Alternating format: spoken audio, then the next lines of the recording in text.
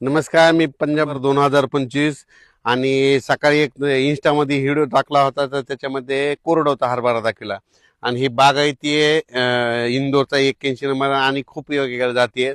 आणि या ठिकाणाहून आज महाराष्ट्रातल्या शेतकऱ्याला अंदाज देणार आहे. 2025 राज्यामध्ये 2026 नवीन वर्षाच्या सुरुवातीला म्हणजे 2026ला मात्र राज्यात ढगाळ वातावरण येणार आहे, म्हणून हा अंदाज राज्यातल्या वेलवर्गीय पिकांना ऊस उत्पादक शेतकऱ्यांनी अंदाज लक्षात यायचा.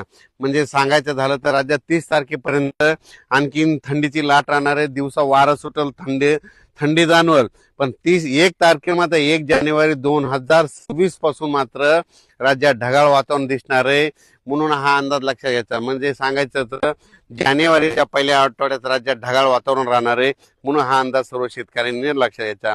राज्यात ज्यांच्याकडे हरभरा असेल, गहू असेल, तुम्ही पाणी देऊ शकता. आणि ज्यांना हरभऱ्याला खरंच उतार काढायचा असेल तर तुम्ही काय करा, आपलं रेन पाईपनं पाणी द्या. एक पाणी फक्त रेन पाईपनं द्या, पुन्हा नंतर वाढल्याच्या नंतर स्प्रिंकलरनं देऊ शकता. पण रेन पाईपनं पाणी दिल्याच्या नंतर काय होतं की त्या हरभऱ्याला चांगला उतार येतो. आणि याला बघा, हे रेन पाईपनं पाणी दिलेलं आहे. म्हणून सांगू इच्छितो की राज्यात सध्या तरी पावसाचं वातावरण नाही, फक्त राज्यात मात्र सध्या दिवसा देखील वारं सुटलं आणि रात्रीच्याला चांगली थंडी जाणवणार आहे, म्हणून हे अंदाज लक्षात यायचा.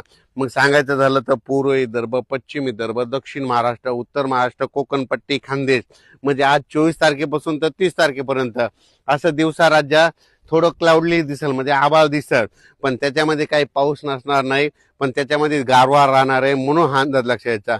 आता 1 जानेवारी 2026ला मात्र राज्यात चांगलं पावसाचं आपलं आभाळ येणार आहे, ढगाळ वातावरण राहणार आहे. वाटेल की असा पाऊसच येतो की काय, असं जानेवारीच्या पहिल्या आठवड्यात असं वातावरण राहणार आहे, म्हणून हा अंदाज लक्षात यायचा. त्याच्यानंतर राज्यातल्या सर्व शेतकऱ्याला सांगू इच्छितो की सध्या तरी पाऊस नाही, त्याच्यामुळे काही चिंता करायची गरज नाही. ऊस कामगार शेतकऱ्यासाठी आनंदाची बातमी, सध्या थंडीच राहणार आहे, पाऊस काय नाही, म्हणून काही चिंता करायची गरज नाही. अचानक वातावरण बदल झाला तर परत एक मेसेज दिला जाईल.